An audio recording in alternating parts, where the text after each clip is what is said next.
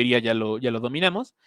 Y la regulación térmica se ve en una clase de fisiología y ejercicio, ¿vale?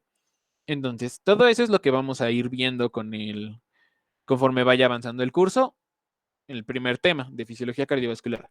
Entonces, voy a tratar de irme rápido porque la verdad es que un curso de fisiología cardiovascular pues es largo, pero vamos a tratar de avanzar lo más que se pueda para cubrir los 4 apartados o los 4 temas que tenemos que ver, ¿no? Los 4 sistemas. Entonces, vamos a ponerlo fácil. El sistema cardiovascular va a tener funciones. Va a tener la función de mantener la necesidad metabólica del cuerpo. ¿Cómo? Aportando el oxígeno, que es nuestra fuente primaria de nuestro como combustible o nuestro recurso primario para obtener energía. Y vamos a remover el CO2, que es nuestro desecho. ¿Vale? Vamos a estudiarlo también como transporte y en fisiología respiratoria, pues también la integración que tienen estos dos. ¿Vale? Vamos a ver que el sistema cardiovascular tiene que mantener una perfusión tisular todo el tiempo. Entonces, durante este curso vamos a ver cómo lo hace, cómo se encarga el corazón y los vasos de llevar la sangre desde el ventrículo izquierdo hasta la punta del dedo del pie durante todo el tiempo. Vamos a ver también cómo regula la presión sanguínea en algunas situaciones fisiológicas, como el ejercicio, el sueño, cómo disminuye la presión en ciertos órganos, como por ejemplo cuando estamos comiendo, disminuye la presión y causa una vasodilatación en las arterias mesentéricas para que nuestros intestinos pues tengan más irrigación y los músculos los limita, ¿vale? Dame un segundo. Disculpen. ¿Vale? Entonces, también vamos a ver cómo se encarga de distribuir la sangre a todo el cuerpo y regular cuánta sangre le va a llegar al cuerpo, para que no se isquemie, pero también para que cuando haya un aumento de necesidad, el corazón, bueno, el sistema cardiovascular lo pueda regular. Y también tiene una función importante en la regulación corporal, ¿vale? Entonces, desde tiempos muy antiguos, el corazón se ha estado estudiando, ¿vale? Entonces, ahorita vamos a hablar del corazón y después vamos a hablar de los vasos. Entonces, nuestro corazoncito, este es un dibujo de Da Vinci, por cierto. Desde hace mucho tiempo se conoce. Se conoce cómo funciona, se conoce cómo se estructura. Es un órgano muy bien conocido. Y es un órgano muy bonito, muy interesante, ¿vale? Entonces, tenemos mucha historia que conocer. Entonces, antes, pues la ilustración era como lo más anatómicamente exacta, pero pues ahora con tecnología podemos repasar un poquito la anatomía cardiovascular, ¿vale? Entonces, nuestro corazón tiene forma de cono, que va a tener la base hacia arriba y va a tener la punta hacia la izquierda, hacia adelante y hacia abajo. Esa es la dirección que tiene nuestro corazón. Es importante conocerla porque esto nos va a determinar los focos pulmonares, nuestro vectocardiograma y todas las estructuras, cómo van a estar dispuestas. Además de eso, conocer la forma nos permite estudiar el corazón de una manera mucho más sencilla. Entonces, nosotros aquí podemos ver al corazón, que tiene como 20,000 banderitas, y es una imagen muy clara. Sin embargo, podemos hacerla aún más clara. O bueno, espero hacer los dibujos bien para que se entienda. ¿Vale? Entonces, vamos a tener que el corazón va a tener 4 cámaras. ¿Vale?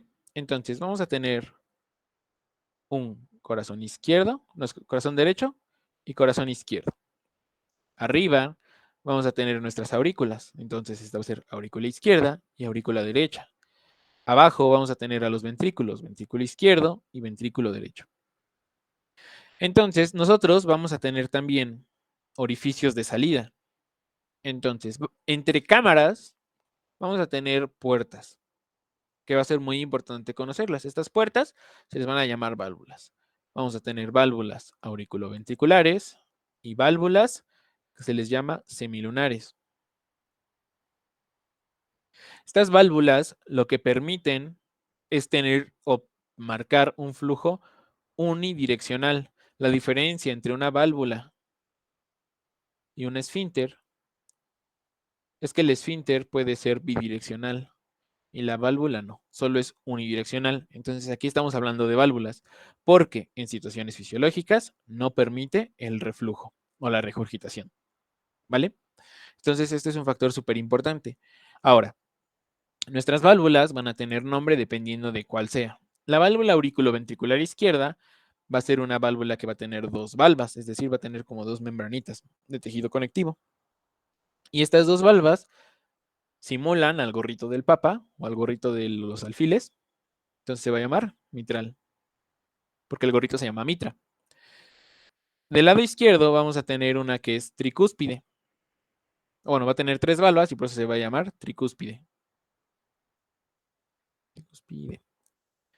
Entonces, eso sí no se nos puede olvidar nunca, porque vamos a usar estos nombres para referirnos directamente a la estructura, pero tenemos que inferir, por ejemplo, cuando digan que tenemos una insuficiencia mitral, tenemos que ubicar perfectamente dónde está la válvula, cuándo está fallando y seguramente por qué está fallando.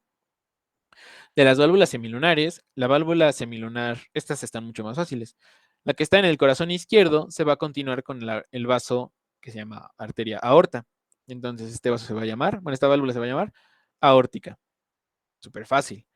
Y la del lado derecho se continúa con el tronco pulmonar, entonces se va a llamar pulmonar. Entonces, es muy importante que podamos conocer eso. Ahora, las válvulas van a ir de aurículas hacia ventrículos, van a ir en esa dirección, y de ventrículos hacia vasos. Es muy importante también recordar que las válvulas auriculoventriculares dentro de la cavidad ventricular van a tener valvas. Bueno, van a tener cuerditas que se van a unir al borde libre de las valvas y a unos pilares que van a estar en nuestros músculos, en nuestra pared ventricular. Y estos piquitos se van a llamar músculos papilares. Tenemos músculos papilares de primer, segundo y tercer orden. Eso no nos importa en este momento porque eso es más de anatomía, pero quédense con la idea de que los músculos papilares son músculos que emiten cuerdas tendinosas a las valvas para que cuando se cierren, estas cuerditas eviten que la sangre se regrese hacia las aurículas.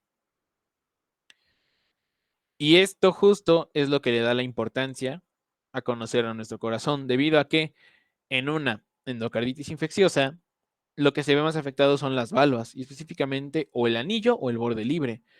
Y esto va a ser lo que nos va a permitir, o no bien lo que nos va a delimitar, que haya daño en nuestro corazón. Entonces, visto de otra manera o visto más clarito, del lado de azulito nosotros tenemos a nuestro corazón derecho y de rojo tenemos a nuestro corazón izquierdo. Tenemos aquí nuestra válvula con dos valvas, que entonces sería nuestra mitral, nuestra válvula con tres valvas, entonces sería la tricúspide.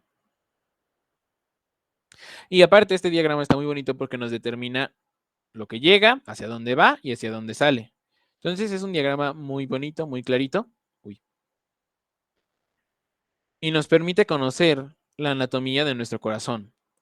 Sin embargo, también tenemos que conocer que nuestro corazón va a estar envuelto en una membrana de pericardio, bueno, en una membrana serosa que se le va a llamar pericardio, que va a tener ciertas inserciones y que lo va a cubrir en prácticamente su totalidad, a excepción de la base por la inserción de los grandes vasos.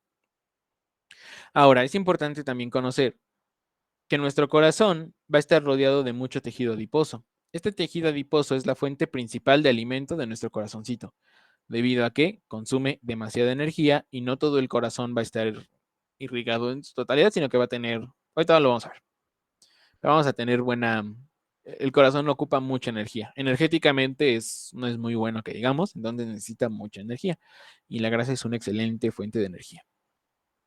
Ahora, vamos a ver otro repaso de anatomía topográfica en la que nosotros vamos a ver nuestras válvulas pulmonar, aórtica, mitral y tricuspidia y vamos a ver cómo el cerrar estas válvulas va a emitir sonidos, va a emitir vibraciones a través del tórax, a través del pecho, y nosotros las vamos a poder escuchar.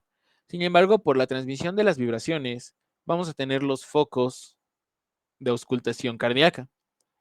Entonces, estos focos son muy importantes porque nosotros vamos a tener que aprender a escuchar cuando un foco, cuando tenemos algún soplo o algún sonido agregado, en qué momento del latido cardíaco y en qué válvula está afectada. Entonces, es muy importante que nosotros podamos conocer a qué altura van a estar nuestros focos cardíacos. Y también es importante, muy importante, conocer las capas que van a conformar a nuestro corazón, ¿vale? Entonces, vamos a tener nuestra capa de pericardio. Vamos a tener un pequeño espacio virtual que permite que nuestro corazón se pueda contraer y distender. Vamos a tener su capa de epicardio visceral, su miocardio, que son los pantaloncitos o las células, los cardiomiocitos propiamente, y vamos a tener una capa muy delicada y muy importante de endotelio vascular, que en este caso es el endocardio. Estas tres capas son sumamente importantes porque cada una tiene su función. Específicamente, el miocardio tiene su función, obviamente, de contraerse y de relajarse, y el endocardio tiene la función de transmitir sustancias, de producir y transmitir sustancias parácrinas para poder informarle al corazón que está bien, que está mal, que tiene que contraerse o que tiene que dilatarse con más fuerza. ¿Vale? ¿Hasta aquí tienen alguna duda? No, todo bien, gracias. Perfecto. Ahora, vamos a ver al corazón, vamos a quitarle las aurículas como si fuera una tapita y vamos a quedarnos nada más con los ventrículos, como si los viéramos hacia abajo, y con esta estructura, que son las 4 puertitas que tenemos. Nosotros vamos a tener aquí, en grisecito, algo que se va a llamar esqueleto fibroso del corazón. Este es un esqueleto de tejido conectivo que va a tener dos características muy importantes. La primera es que es extremadamente resistente, pero neta, muy resistente. ¿Por qué es resistente? Porque todas las fibras musculares van a tener su inserción en este esqueleto. O dicho de otra manera, este esqueleto es el punto de soporte del corazón. Si algo le pasa a este esqueleto, el corazón se deshace prácticamente. Esa es una. Y la otra es que es una estructura de tejido conectivo aislante. Lo que quiere decir que las señales eléctricas, el corazón funciona con electricidad, las señales eléctricas que hay en nuestro corazón no van a pasar de aurículas a ventrículos, a no ser que haya un cable que permita ese paso. Y aquí tenemos nuestro cablecito, perfectamente delimitado en nuestro trígono derecho. Nosotros vamos a tener dos trígonos de tejido del esqueleto fibroso, uno derecho y uno izquierdo. Eso no es tan importante, pero sí es importante conocer que tenemos una ramita del sistema de conducción del sistema de conducción del corazón, por donde va a pasar el haz de His para continuar nuestra transmisión cardíaca. ¿Y por qué es importante que, que el corazón solo reciba esta señal eléctrica por un solo punto? Lo vamos a ver más adelante, pero habla muchísimo del orden que tiene que seguir el corazón para contraerse adecuadamente y para tener un latido efectivo. Porque el corazón puede latir 1000 veces, pero si no es efectivo, es como si no latiera ni una sola vez. Ahora vamos a aprovechar esta imagen que ya la tenemos aquí para ver dos cosas. La primera, vamos a tener nuestras válvulas semilunares, digo, nuestras válvulas auriculoventriculares son más grandes, son mucho, mucho más grandes y tienen dos características importantes. La primera es que se abren hacia abajo o hacia los ventrículos y tienen estas cuerditas, que estas son las cuerdas tendinosas. Y al momento de cerrarse, lo que van a hacer es evitar que las válvulas prolapsen en un momento fisiológico. Uno va a tener dos valvas, una anterior y una posterior, y esta va a ser la mitral, y la tricúspide va a tener una medial, una anterior y una posterior. Ay, posterior, anterior y medial o septal. Ajá. ¿Vale? Entonces, esto nos importa mucho conocer porque en las válvulas semilunares va a cambiar mucho el panorama. Vamos a tener dos vasitos que van a tener los dos tres valvas. Y de hecho se forma este simbolito. O bueno, que a mí me ayuda a recordarlo de esa manera. Entonces, hacia arriba tenemos nuestro vasito pulmonar y hacia atrás nuestra aorta. ¿Vale? Entonces, este diagramita a mí me gusta mucho porque es muy sencillo de recordarlo. Y a lo mejor ahorita no le ven la importancia, pero cuando nos toca hacer un ecocardiograma y tenemos que ver las válvulas o vemos o ponemos nuestro transductor acá y vemos así, la verdad es que ese diagramita salva vidas, la nuestra específicamente, para que no nos regañen, donde nos permite ubicarnos y es el signo La Paz, como se le conoce. Pero bueno, a lo que voy. Estas válvulas lo que van a hacer es que se van a abrir hacia arriba. Entonces, imagínense que tenemos nuestro anillo aquí cortadito. Aquí está mi ventrículo izquierdo y aquí está mi aorta. Entonces, mi válvula, cuando este se contrae, va a expulsar la sangre hacia acá y mis valvulitas van a subirse. Después vamos a ver que se va a debilitar el corazón, va a haber un cambio de gradiente de presión y las válvulas se van a cerrar. Cuando se cierran, bueno, cuando se suben, imagínense que suben esta palanquita, esta patita hacia arriba, me cubre los hoyitos por los cuales se irriga mi propio corazón, que son las arterias coronarias, ¿vale? Esos hoyitos se llaman hoyitos en latín, que se llaman ostium, pero significan hoyos, no significan agujero. Entonces, pues, no está mal llamarlos hoyitos, pero pues, si alguien los escucha, yo no les dije eso. Entonces, algo importante de estas válvulas es que estas no tienen cuerdas tendinosas, sino que estructuralmente están diseñadas para aguantar la presión cuando se regresa. Y lo hacen gracias a la distensibilidad y a la complianza de los vasos, que son mecanismos que vamos a ir viendo poco a poco. ¿Vale? Entonces, ¿hasta aquí alguna duda con el esqueleto fibroso del corazón? No.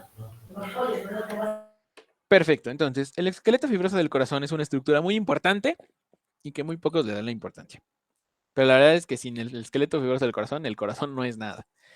Después, vamos a ver ahora la irrigación del corazón a muy grosso modo.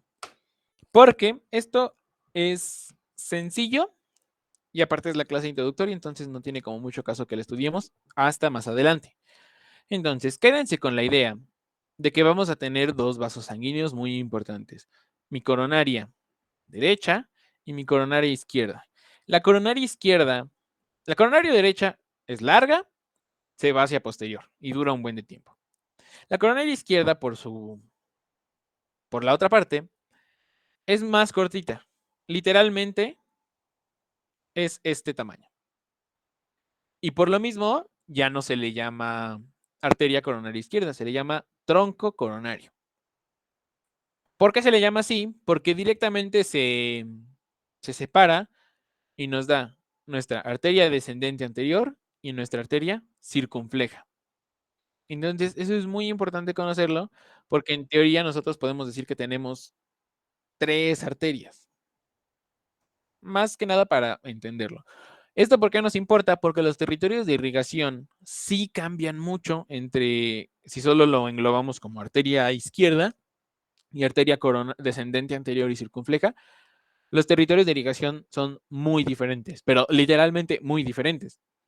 Entonces, a lo mejor ahorita no le ven la importancia que tiene este tema, pero cuando lleven cardio, lleven electro y les toque identificar qué arteria está afectada en el electrocardiograma, es cuando se hace muy relevante conocer esta segmentación de las arterias coronarias, específicamente de la arteria coronaria izquierda.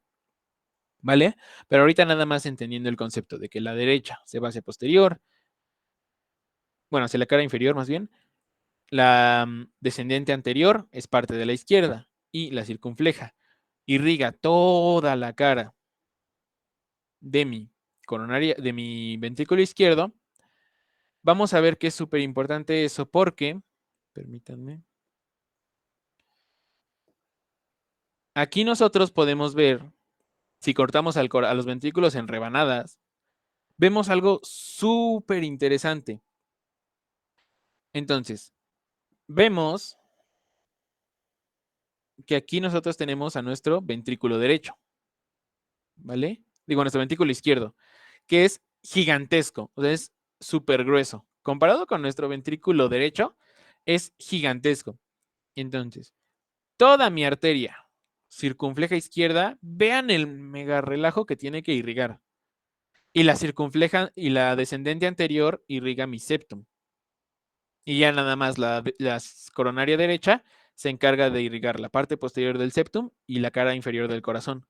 Pero neta, la circunfleja y, bueno, más bien la izquierda en general, se tienen que dar una mega chamba. Y el territorio de irrigación es altísimo. Entonces, por eso las preferimos separar, porque si no, neta, está cañón nada más con una arteria, porque para estudiarlo y para analizarlo está más difícil.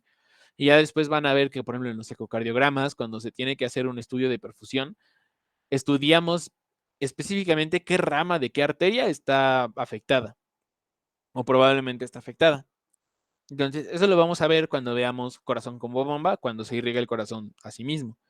Pero ahorita vamos a ver, por último, el sistema de conducción del corazón y vamos a empezar con electrofisiología cardiovascular, que es algo muy bonito y es como de los temas que personalmente más me gusta comentar. Entonces, nuestro corazón tiene propiedades que lo hacen único. Entonces, vamos a estudiar conforme poco a poco la estudia de domotropismo, inotropismo, cronotropismo, automatismo, vasmotropismo y lucitropismo, ¿no? Que son las propiedades innatas del corazón. Poco a poco los vamos a ir viendo y las vamos a ir definiendo. Ahorita vamos a empezar con la primera, que es el automatismo. Es decir, el corazón es un órgano que por sí mismo puede contraerse y relajarse, cosa que, por ejemplo, los músculos, el músculo liso y el músculo estirado no poseen, ¿vale? Entonces, ¿cómo lo hacen? Vamos a tener primero que definir el cableado que tiene nuestro corazoncito. Entonces, vamos a poner el inicio. Este pequeño nodo que está en la desembocadura de nuestra vena cava superior, en la cara superior de mi aurícula derecha, vamos a tener un pequeño nodo, que es un engrosamiento de 2 o 3 milímetros de músculo cardíaco altamente especializado. Por nada del mundo vayan a decir que es tejido nervioso porque es incorrecto. Estos son cardiomiocitos con una expresión diferente de canales y una proporción diferente de estos mismos que le da sus características, pero es músculo cardíaco. Entonces, este primer nodo se va a llamar nodo sinusal o nodo de Kiddy-Flag. ¿Vale? Porque estos dos individuos fueron los que lo descubrieron. Y vaya, fue divertido porque esas dos personas lo descubrieron en lugares diferentes en el mismo año. Entonces se tenían que pelear para ver quién les daba, a quién le daban el crédito. ¿Vale? Entonces, es nuestro primer nodo.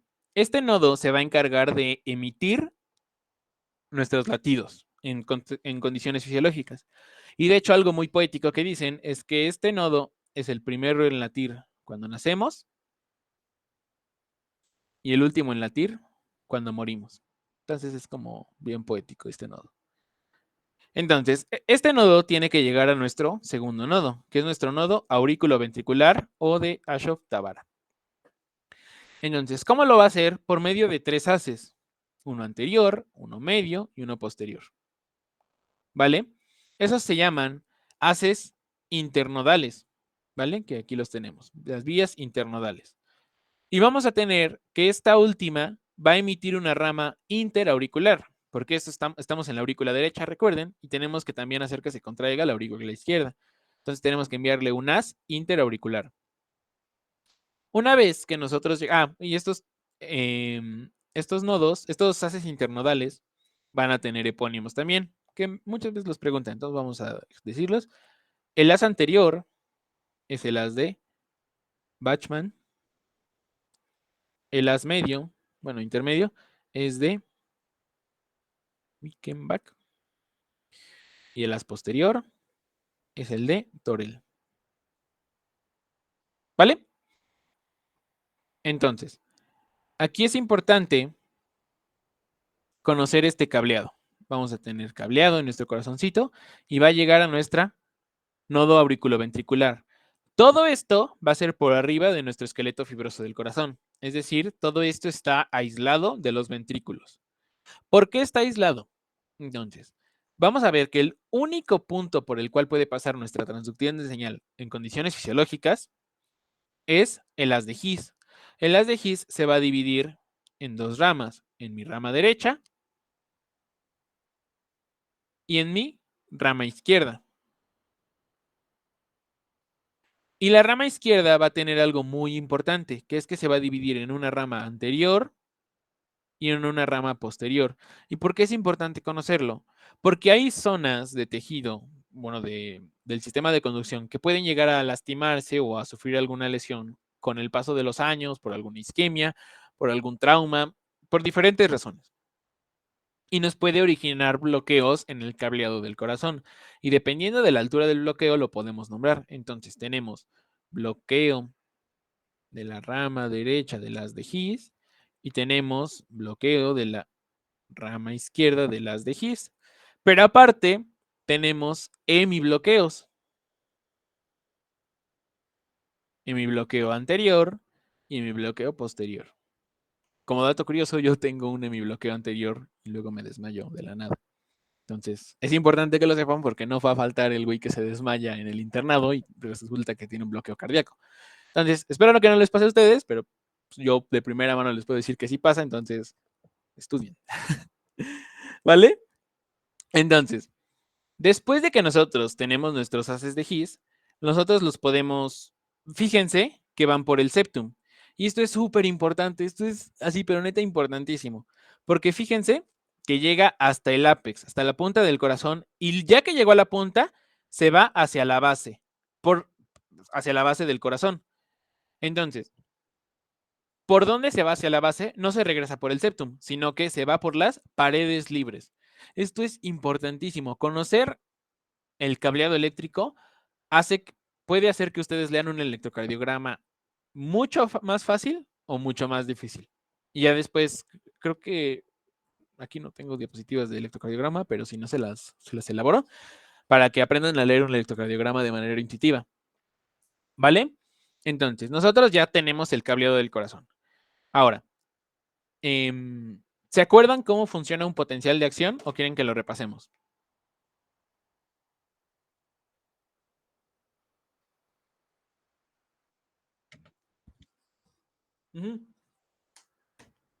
Vale, entonces, vamos a tener primero que definir qué es un potencial de membrana en reposo o un potencial de membrana. Entonces, nosotros vamos a tener una célula. No encontré de cardiomiocitos, así que puse una neurona. Pero vamos a tener a nuestra célula y vamos a tener dos electrodos. Estos electrodos son muy importantes. Entonces, yo aquí tengo un electrodo y aquí tengo otro. Y aquí, si se fijan, la diferencia de potencial entre uno y otro es cero, porque los dos están en el mismo medio, que es la nada, ¿no? Cuando yo conecto empalo a mi célula, y de hecho es algo que nosotros hacemos en el laboratorio, o sea, agarramos una aguja microscópica, literalmente, o sea, ni siquiera se puede ver la punta a simple vista, picamos una célula. ¿Y cómo nos damos cuenta que picamos a la célula? Nosotros tenemos nuestro registro eléctrico y vamos que va en cero, en cero, en cero, en cero, en cero. Y vamos acercando la agujita con un micromanipulador. Entonces vamos acercándonos a nuestro tejido y cuando picamos a la célula, ¡pum! Baja, así de golpe, pero neta, así como se ve acá. Baja de golpe a menos 60. Este es de tejido nervioso, el de cardíaco es menos 90. Pero vaya, la imagen les digo que es de corazón. Digo, de axón. Entonces, y así se va a quedar, porque es un potencial de reposo. ¿Vale? Entonces, nosotros vamos a tener que en ausencia de estímulo, mi potencial de membrana va a estar así en cero.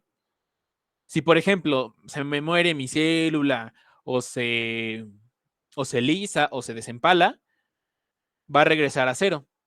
¿Cómo yo sé si hay un latido o hay una acción, hay un potencial de acción? Porque voy a tener morfología diferente. No es lo mismo que regrese a la basal y se mantenga en línea a que tenga esta morfología o a que tenga constantemente esta morfología, ¿vale? Entonces,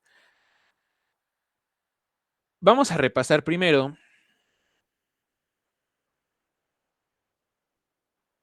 aquí. Nuestro potencial de membrana en reposo. Ahorita no se metan en lo demás, ¿vale?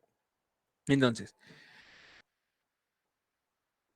nosotros vamos a tener nuestra célula, nuestro cardiomiocito, normal. No lo vamos a estimular con nada, no está siendo estimulado, no está latiendo. Entonces, mi potencial de acción va a ser de menos 90. Digo, mi potencial de membrana en reposo va a ser de menos 90 y se va a seguir así hasta que se estimule.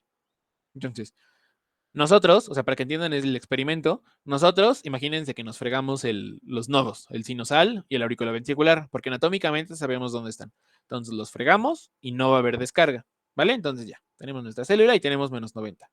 Ahora hay que distinguir de dónde viene ese menos 90, ¿vale? Entonces, déjenme abrir otras diapositivas.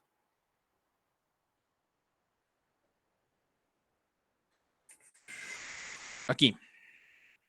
Entonces, nosotros vamos a tener que en medio extracelular e intracelular vamos a tener iones, bueno, vamos a tener componentes en uno más que en otro.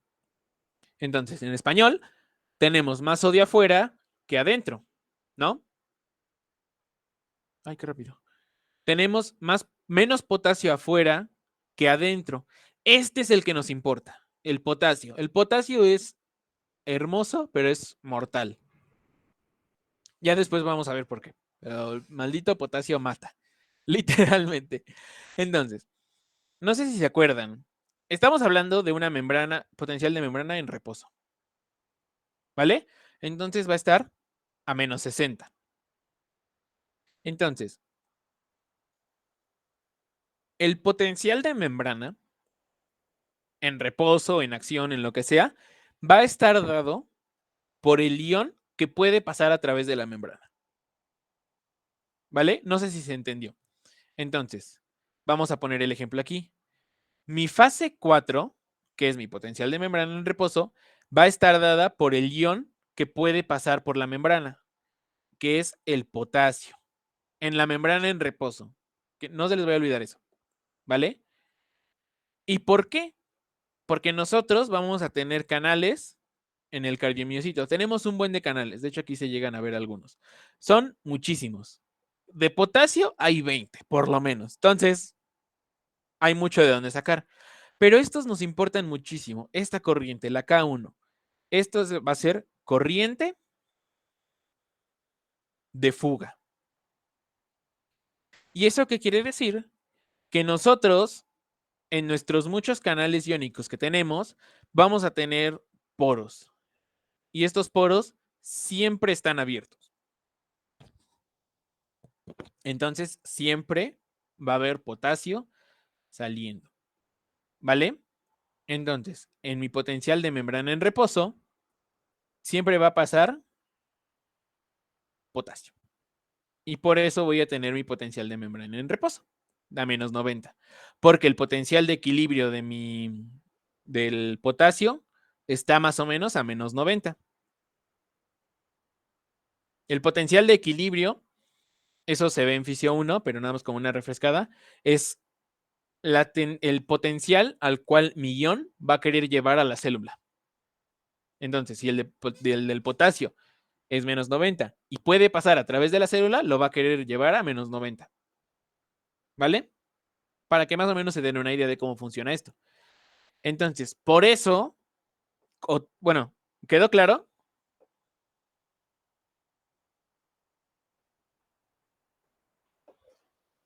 Es un concepto un poquito enredado, pero es muy importante que lo entiendan para que podamos entender después todos estos canales.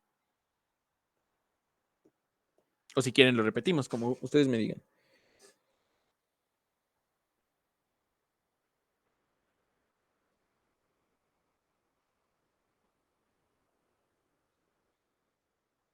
Hola, hola, hola.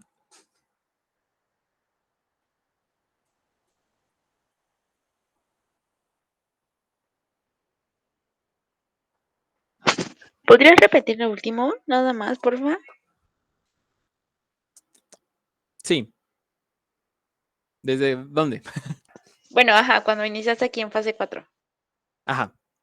Entonces, la fase 4 es mi potencial de membrana en reposo.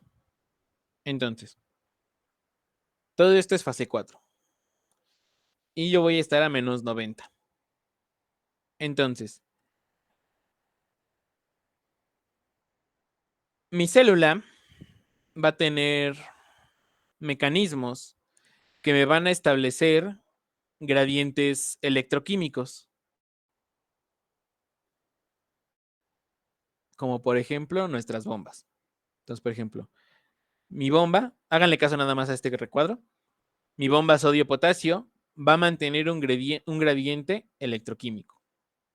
Esto quiere decir que va a hacer que haya poquito sodio afuera y mucho potasio adentro. Mucho, mucho, mucho, mucho. Entonces, si hay mucho potasio afuera, va a querer salir porque cuando hay muchos solutos del mismo en un espacio cerrado, la misma cinética hace que choquen entre ellos y cuando vean una puerta van a tratar de salir. Entre menos haya, menos van a chocar entre sí y menos van a salir. Entonces, si yo le pongo a este sodio, a este potasio, una puertita, como hay mucho, va a querer salir. Entonces, ¿qué es lo que estoy haciendo? Estoy sacando cargas positivas de mi célula. O dicho de otra manera, la estoy haciendo más negativa, porque todo lo positivo está saliendo. ¿Vale? Entonces, esto se define con algo que se llama potencial de equilibrio. El potencial de equilibrio, ignoren esto, de la temperatura, la constante y la valencia. Va a estar dada por mi concentración intracelular de mi ion X y mi concentración extracelular. Entonces, fíjense que el potasio en estas concentraciones va a buscar llevar a mi célula a menos 88 milivoltios. Dejémoslo en menos 90 porque en corazón las concentraciones cambian. ¿Vale? Entonces, si mi potasio puede pasar a través de la célula, va a salir. Entonces, yo le estoy quitando cargas positivas a mi celulita. Entonces, la estoy haciendo más negativa. ¿Hasta dónde? Hasta que llegue a su potencial de equilibrio. Entonces, mi potencial de membrana en reposo va a estar dado por mi corriente de potasio. ¿Por qué? Porque este ion es el único que puede pasar en mi potencial de membrana en reposo. Cuando veamos potencial de acción, que en unos minutos, vamos a ver que el ion más importante que va a ser permeable va a ser el sodio. Entonces el sodio tiene un potencial de equilibrio de más 61. Entonces, como va a pasar el sodio, va a pasar de afuera hacia adentro, porque hay muy poquito sodio adentro y hay mucho sodio afuera. Entonces va a querer entrar y van a meter cargas positivas. Entonces lo va a querer llevar hacia positivo, lo que nos explica nuestra fase cero. ¿Se ve un poquito, se entendió un poquito más? Sí, sí, sí. Entonces, si no se entiende algo, me avisan y lo repetimos las veces que sea necesario, no hay problema. ¿Vale? Entonces, ahora sí, teniendo esta idea de cómo funciona mi potencial de membrana, ahora sí podemos distinguir cómo diferentes partes del corazón, como lo es mi nodo sinusal, mi nodo sinusal, mi músculo auricular, mi nodo auriculoventricular, mis ramas de las de His y mi músculo ventricular, van a tener una morfología diferente de su potencial de acción. Vemos que este es muy sinuoso o con forma de ondas y este moradito de hasta abajo es como el clásico. Entonces vamos a explicar el nodo de las células marcapaso y el nodo del músculo ventricular, que son los más importantes. Podemos explicar los demás si quieren, pero pues vamos a tardarnos un poquito más, pero pues como ustedes me digan. Y algo que igual quiero que veamos cuando veamos la clase de electrocardiograma es ver cómo hay una analogía entre mi trazo electrocardiográfico y mis potenciales de acción. Esto porque es importante conocerlo, porque cuando hay alteración de mis canales, y puede ser por fármacos, por genética o por algún trauma, bueno, por problemas isquémicos, se van a manifestar mis cambios electrocardiográficos. De ahí viene algo muy importante que es el potasio, que cambios muy pequeños hacen que mi electrocardiograma pase de tener este trazo a hacer esto. Y cuando está así, el paciente se va a morir. O sea, prácticamente. Pero hay que saber por qué, para saber cómo revertirlo, si es que se puede. ¿Vale? Entonces, hasta aquí, ¿alguna duda? No. Vale. Entonces, si quieren, como ustedes me digan, nos quedan 5 minutitos. Si quieren, lo dejamos aquí y explicamos las corrientes el miércoles para no cortar la idea o empezamos estos 5 minutos, como ustedes quieran.